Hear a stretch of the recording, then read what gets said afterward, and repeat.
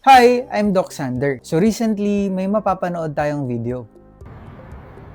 So yung video, malapit nang malaglag yung pusa niya sa balcony. Ang tawag dito ay high-rise syndrome, kung saan yung mga pet owners na nakatira sa mga condominiums ay nagkakaroon ng problema yung mga alaga nila dahil na-underestimate ng pets natin yung taas ng man-made structure. Ano-ano ba yung mga reason bakit nagkakaroon ng ganito? Number 1, yung mga pets natin ay predatory sila. Number 2, ang mga cats natin ay mahilig yan sa mga kumikinang na bagay.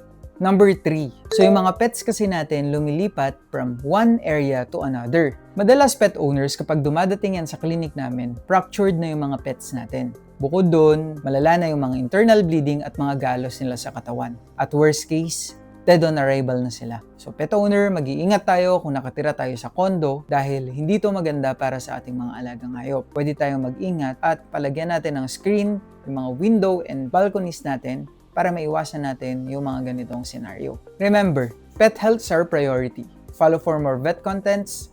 See you!